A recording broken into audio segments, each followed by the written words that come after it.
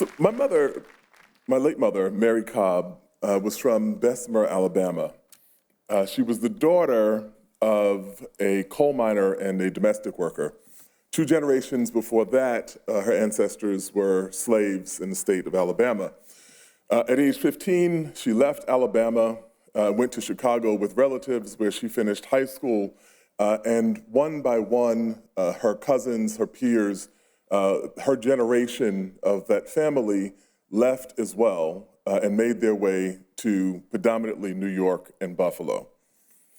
They kept in touch with the close-knit family back in Alabama, and periodically, in the face of some outrage or another, they would remark, "You see, this is why I didn't raise my children in Alabama." And this became a refrain as I got to be older. When things would happen, or my mother would talk about injustices that she'd witnessed or she had heard about that were visited upon family or friends or people she was connected to, "You see, this is why I didn't raise you in Alabama." The film we're here to honor, The Alabama Solution, highlights the wisdom of my mother and her cousins' sense of why they chose to leave the state of Alabama. But in a more damning way, that as we look around, we see that perhaps what they have unveiled in this film has much more in common with the criminal justice system that across the country. You see, this is why we confront this issue when we raise our children in America. The Alabama Solution grapples with the brutality and inhumanity of the penal system in the state of Alabama. It tells a twisted tale in ways in which people lose their lives arbitrarily, including one instance of a white inmate who dies presumably at the hands of a black guard, establishing that Alabama does indeed believe in diversity programming. We typically talk about the courage that is entailed in creating these projects, and that is no less true for the honorees tonight. But it bears remarking upon about the astounding courage that it took for each of their sources to participate in this project as well. The Hillman Awards are happy to recognize Andrew Jarecki, Charlotte Kaufman, Beth Shelburne, Paige Barcella, Christopher Izor, and Gabe Murray.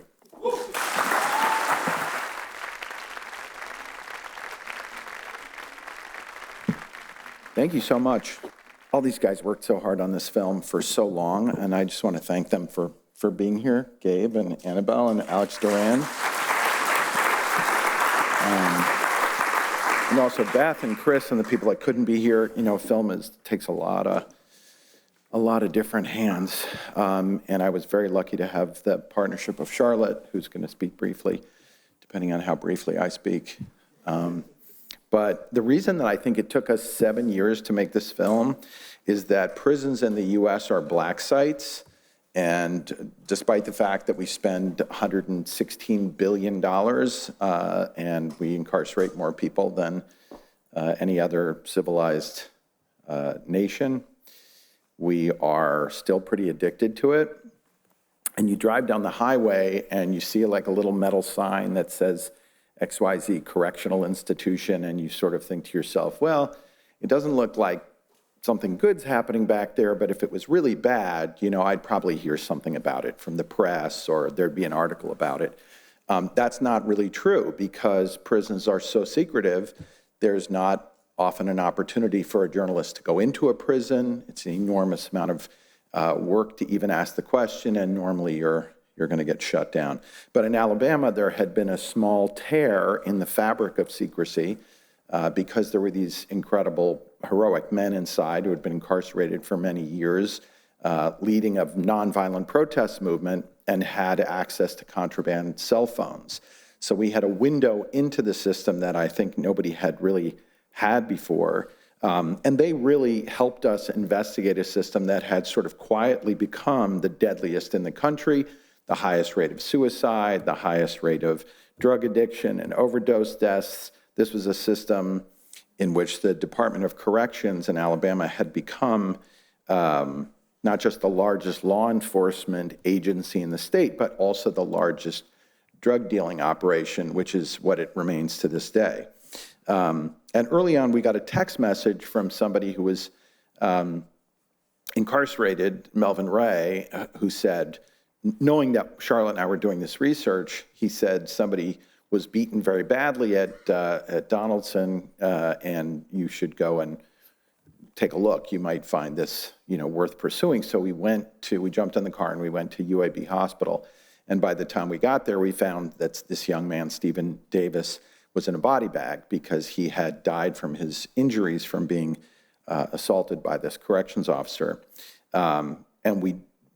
Because we knew that the Department of Corrections often doesn't tell families that one of their loved ones has died in their custody, or sometimes they wait weeks before they do it, especially if the circumstances are suspicious, which they often are.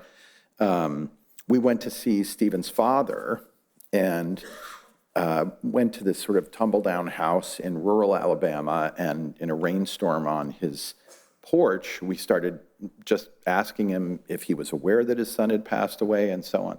And he was very nervous about answering our questions, and he said, "Are you all from the news?"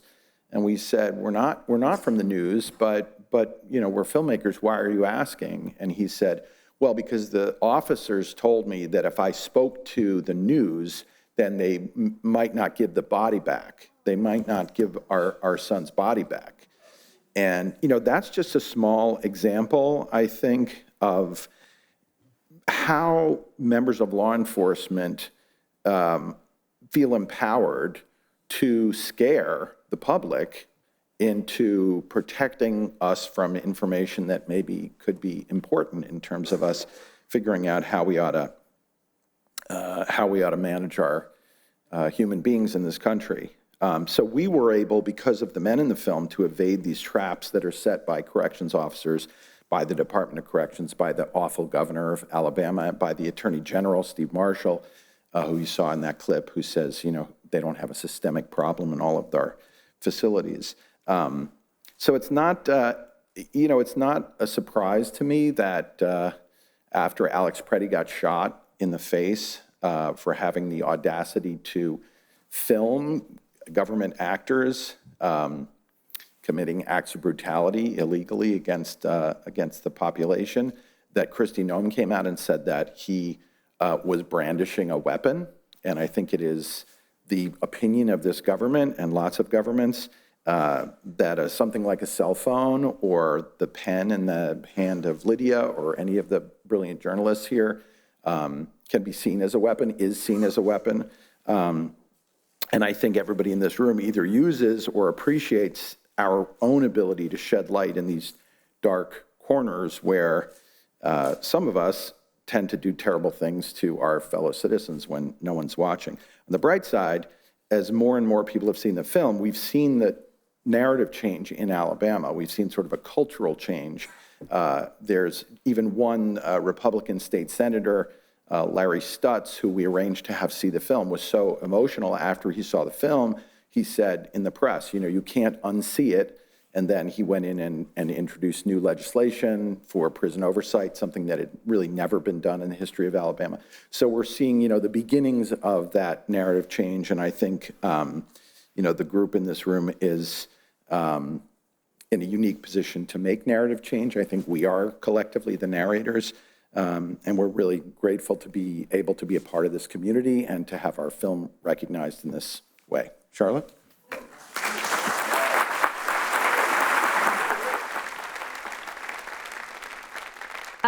So it was a great honor to work on this film. The hardest stories to tell are often the most important ones. And as Andrew explained, the people who participated in our film had so much at stake, whether it was, more years of solitary confinement. When we first met Kinetic Justice and Melvin Ray, they had both They were both still in solitary confinement where they had done the majority of the last 5 years because of their activism, and yet they did not pause for a second to want to participate and make use of the platform to show what the truth is of incarceration in America.